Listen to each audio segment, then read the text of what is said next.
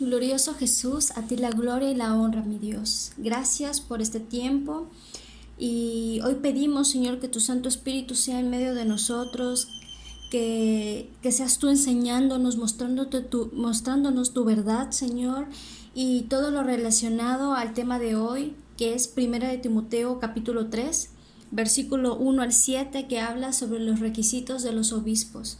Danos gracias, Señor, para poder explicar este tema conforme a tu palabra y a la sana doctrina, Señor.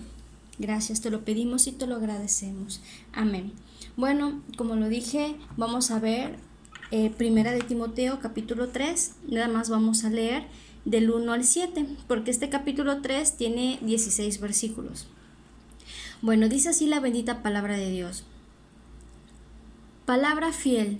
Si alguno anhela obispado, buena obra desea, pero es necesario que el obispo sea irreprensible, marido de una sola mujer, sobrio, prudente, decoroso, hospedador, apto para enseñar, no dado al vino, no pendenciero, no codicioso de ganancias deshonestas, sino amable, apacible, no avaro, que gobierne bien su casa, que tenga a sus hijos en sujeción con toda honestidad. Pues el que no sabe gobernar su propia casa, ¿cómo cuidará de la iglesia de Dios? No un neófito, no sea que envaneciéndose caiga en la condenación del diablo. También es necesario que tenga buen testimonio de los de afuera, para que no caiga en descrédito y en lazo del diablo. Bueno, como se dan cuenta, el tema de hoy tiene que ver con la iglesia local y cuáles son los requisitos de los obispos, que son los encargados, los que estén enfrente o encargados de una iglesia. Entonces, aquí en el versículo 1 se refiere a la posibilidad de que un hombre desee o aspire al cargo y responsabilidad de un obispo. Esta frase de palabra fiel, si alguno anhela obispado, buena obra desea, esta frase contiene también la idea de procurar activamente este cargo, y también nos sugiere que no había solamente un obispo en la iglesia, sino que habían varios. Ahora, ¿qué es un obispo? Según la palabra griega, su origen griego, episcopo significa supervisor, un superintendente, un vigilante. ¿Sí? Ese es un obispo. Vamos a leer Hechos capítulo 20 versículo 17. Bueno, ya estamos aquí en Hechos 20, 17. Dice: enviado pues desde Mileto a Éfeso, hizo llamar a los ancianos de la iglesia. Bueno, a los obispos también se les llamaba ancianos. ¿Y cómo sé que esto es así? Porque aquí, dentro de este capítulo 20, habla una serie de cuestiones que estaban viviendo Pablo durante su viaje a Troas, de Troas a Mileto. Y aquí, por ejemplo, en el 28, aquí en el 17 vimos, hizo llamar a los ancianos de la iglesia. Y más adelante en el versículo 28 dice: por tanto, mirad por vosotros y por todo el rebaño en que el Espíritu Santo os ha puesto por obispos, para apacentar la iglesia del Señor, la cual él ganó por su propia sangre. Entonces, aquí obispo y la palabra ancianos hacen alusión al mismo cargo y al mismo tipo de persona. ¿Sí? Entonces, aquí también en este versículo 28 nos damos cuenta que los ancianos son los cuidadores del rebaño del Señor. Son los que apacientan la iglesia del Señor. ¿Sí? Si leyéramos Romanos 16, versículo 16, ahí se refiere, hace mención a todas las iglesias de Cristo. ¿Por qué dice apacentar la iglesia del Señor? Por ejemplo, Pablo, en cada lugar, en cada viaje misionero, él predicaba, la gente se convertía a Cristo y se hacía una iglesia, o sea, se hacían reuniones en las casas de los hermanos que se convertían, y a eso se le llamaba iglesia. Y entonces habían varias iglesias en las ciudades, varias reuniones dentro de las ciudades. Por eso dice, para apacentar la iglesia del Señor. Y como les decía, en Romanos 16:16 también hace alusión de todas las iglesias de Cristo. Bueno, vamos a leer Lucas capítulo 12, versículo 32. Bueno, ya estamos aquí en Lucas 12:32. Aquí dice, no temas, manada pequeña, porque a vuestro Padre le ha placido daros el reino. Fíjense cómo aquí Jesús se refiere a su pueblo como una manada pequeña. Es por eso que aquí en Hechos que leímos, en Hechos 20:28, dice, por tanto, miren por vosotros y por todo el rebaño en que el Espíritu Santo os ha puesto por obispo. Esta palabra rebaño, manada pequeña, que viene en Lucas, que ya acabamos de leer, es un claro ejemplo de que todos los que nos juntamos dentro de una iglesia, todo el pueblo de Dios alrededor del mundo, creyentes en Cristo Jesús, somos el rebaño del Señor. ¿Sí? Ok. Por ejemplo, también tenemos el ejemplo de Juan, capítulo 21, versículo 15 al 17. Es el ejemplo de una plática que se dio, que tuvo Pedro con Jesús, donde se refería a las personas como corderos y ovejas que debían ser apacentadas y pastoreadas por Pedro. Aquí ya estoy en Juan 21, del 15 al 17 pueden ver esto, ¿no? Es una conversación de Jesús y Pedro, ¿no? En donde Jesús le dice, Pedro, apacienta mis corderos.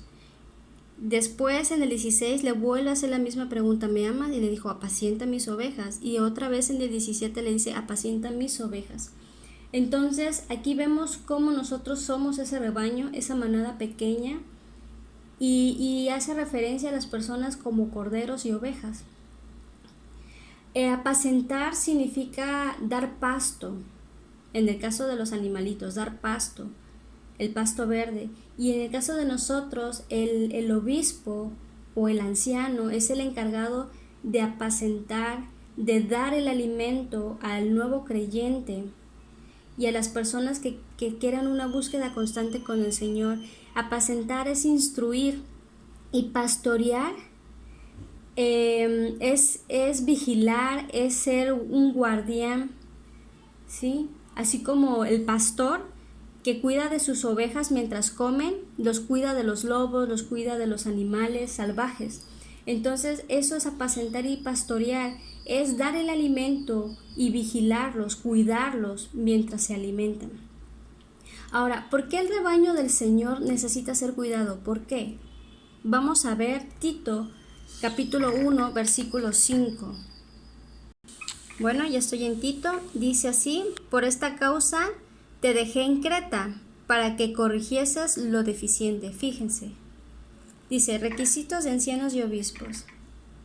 ¿Sí? Ahí vemos otra vez que ancianos y obispos es lo mismo. Para que corrijas lo deficiente y establecieses ancianos en cada ciudad, así como yo te mandé. Aquí Pablo le está diciendo a Tito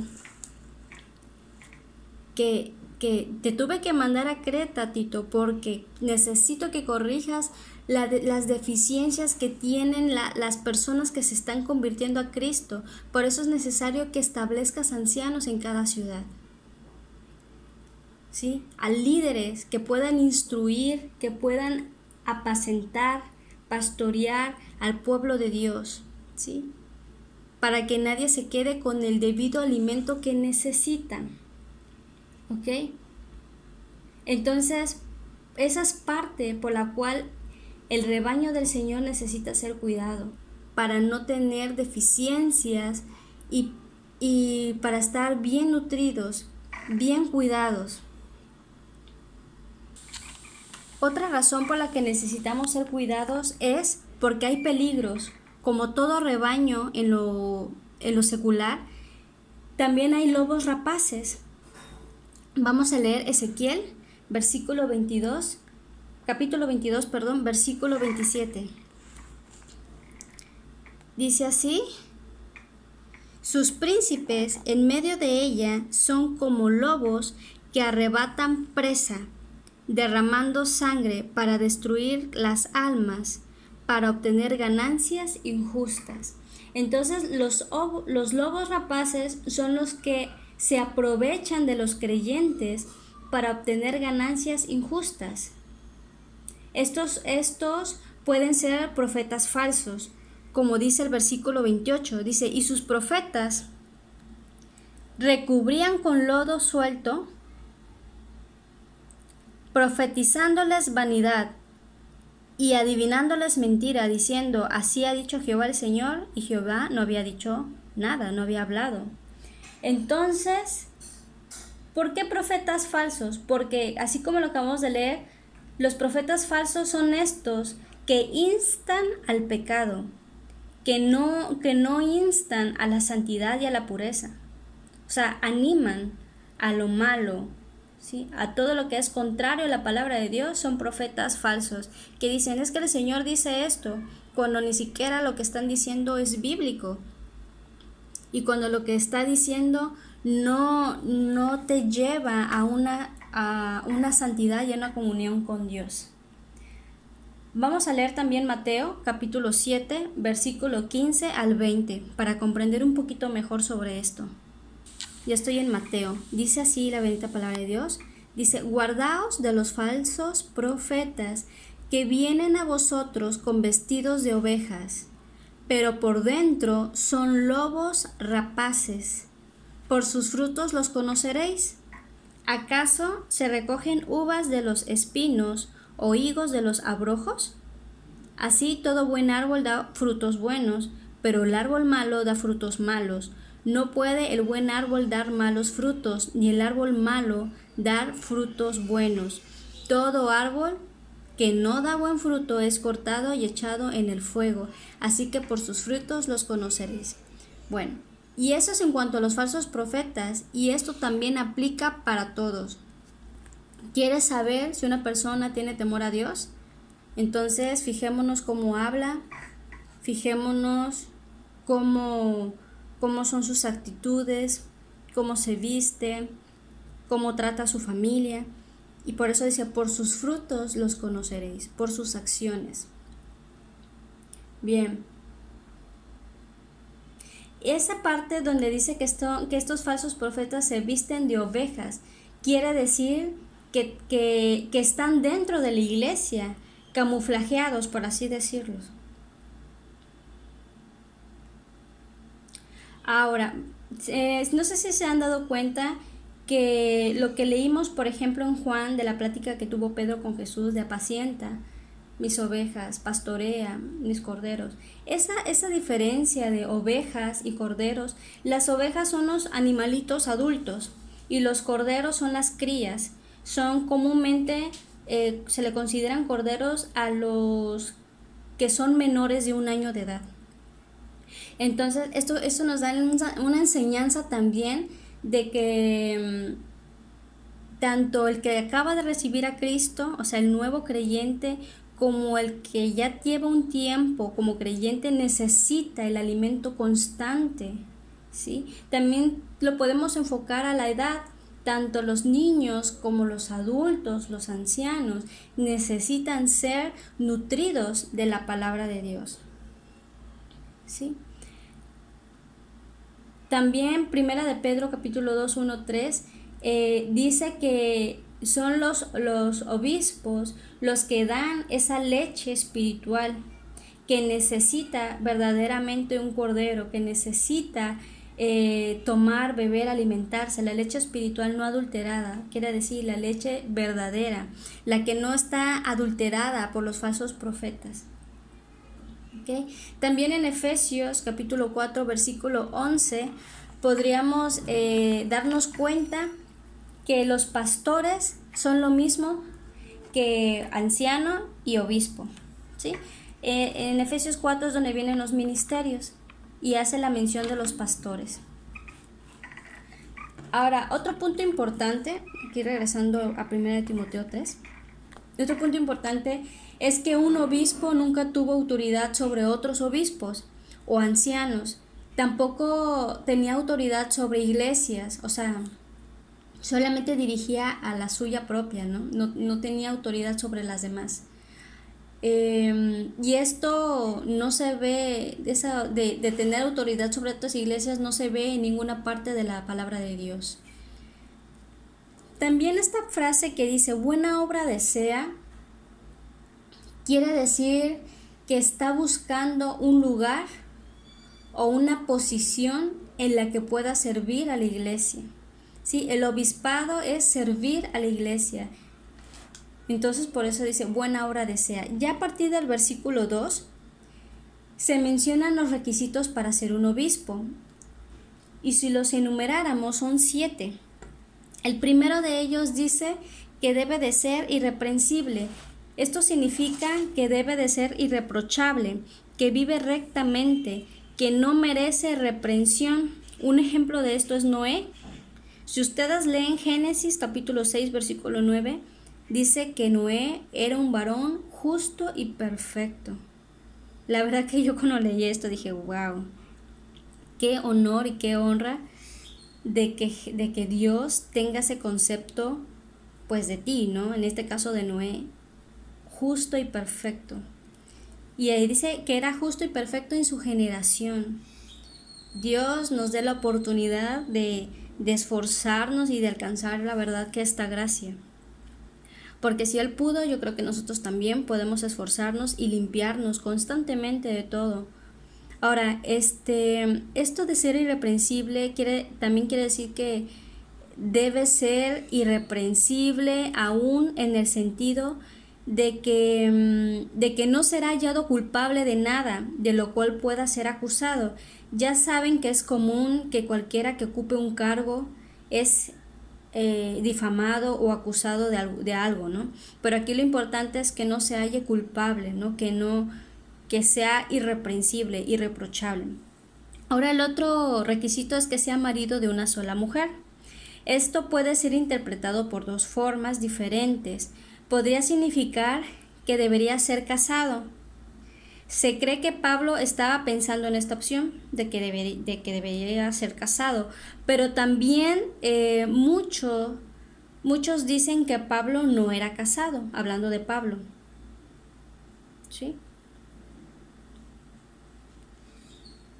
La Biblia no dice explícitamente que el apóstol Pablo estaba casado, pero para ser un fariseo y para ser miembro del Sanedrín tenía que ser casado. Entonces es posible que Pablo fuera casado, pero su mujer murió. Y al enviudar simplemente se quedó soltero por causa de los frecuentes viajes que tenía que realizar como apóstol. Para entender un poquito mejor, eso de Sanedrín es una asamblea o es un consejo conformado por varios sabios. Eso se deduce que él fue miembro del Sanedrín por lo que dice Hechos capítulo 22 versículo 3, que dice que él fue instruido a los pies de Gamaliel, y Gamaliel era un miembro activo del Sanedrín. Bueno, es un poquito más profundo, pero bueno, la segunda interpretación de esto de que era marido de una sola mujer es que uno no tiene derecho a ser obispo o pastor si no es casado. Esa es la otra interpretación. Sin embargo, el significado principal aquí es que el obispo no debería tener dos esposas. La poligamia era común en estos tiempos, por eso aquí se hace énfasis de que tenía que ser casado con una sola mujer. Ahora, la otra característica es que tiene que ser sobrio. Significa que debía ser serio, sensato, de buen juicio. Una persona que toma las cosas en serio. Esto no quiere indicar que no pueda tener sentido del humor, pero sí seriedad en cuanto al cargo que ocupa. La cuarto requisito es que debía ser prudente, que actúa con moderación y cautela. Otras versiones especifican buena conducta, lo que significa una conducta ordenada y que no realice acciones dudosas que puedan interpretarse mal y provocar comentarios. Y este requisito también se enlaza con un quinto requisito, que es tener una conducta decorosa. es decir, que sea íntegro, digno, decente, pudoroso, que denota decencia y dignidad. Bueno, el sexto requisito es hospitalario, que le gusta tratar bien a aquellos que vienen a visitarle o quieren colaborar con él y con la iglesia, así como compartir no tan solamente su hogar, sino su mesa, ¿sí? Los alimentos. Otro es que debe de ser apto para enseñar. Este es el último requisito. Es apto para enseñar. Es decir, que debe de ser un conocedor y un facilitador de la palabra de Dios. Ahora, a partir del versículo 3, como se pueden dar cuenta, habla de otros requisitos, pero son requerimientos que un anciano no debe ser ni hacer. El primero de ellos es que no debe de ser dado al vino, ¿sí? O sea, no amador del vino. En los tiempos antiguos, la mayoría de las personas tomaban vino, ya que este era el líquido básico para beber. El agua era impura.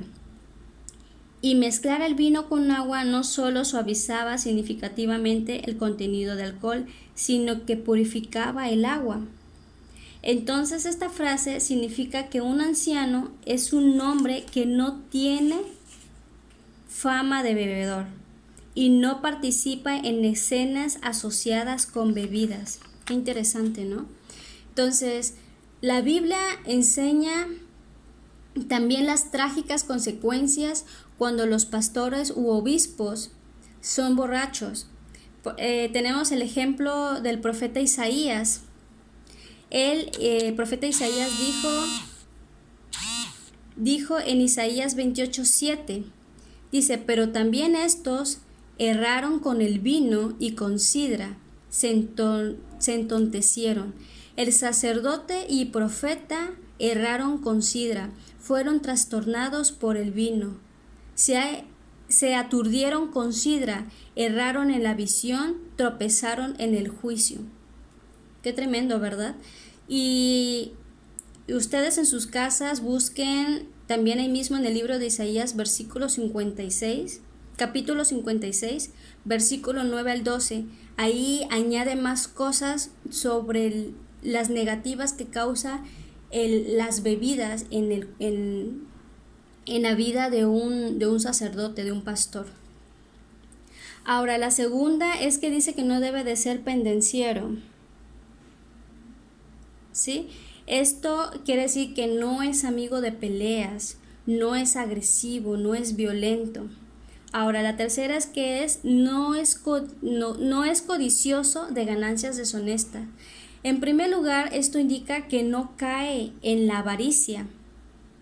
Ya sabemos que avaricia es el amor al dinero. Entonces, no hace uso de su cargo para manipular y sacar provecho. Y provecho de todo tipo. Primera de Timoteo, capítulo 6, versículo 10, dice que el amor al dinero es la raíz de todos los males. Sí, otro requisito es que debe de ser amable, que debe de ser apacible. Es la persona, debe de ser una persona con la que se pueda hablar y razonar tranquilamente. Entonces debe de ser afable, debe de ser afectuoso, respetuoso, que no contiende o no conflictúa con las personas.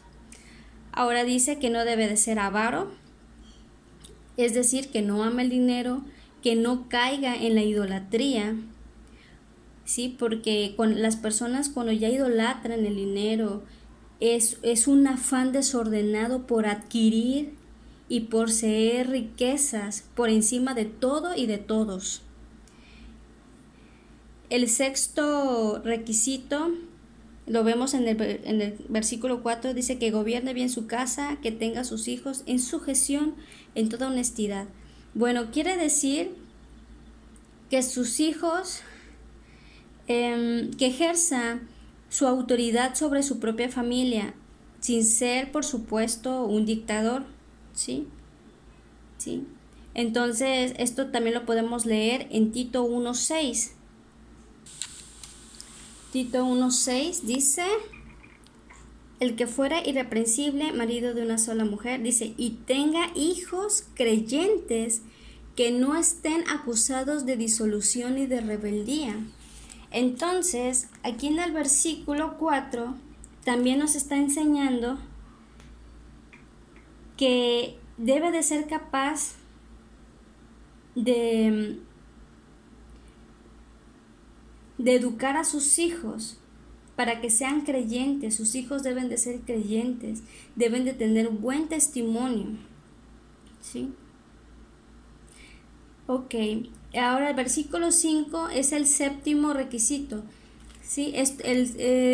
Significa que ningún anciano sabrá ejercer la autoridad y guía en la casa de Dios si no puede hacerla efectiva en su propia casa, ¿sí? Y pues tiene congruencia, ¿verdad? El octavo requisito dice que no debe de ser un neófito, ¿sí?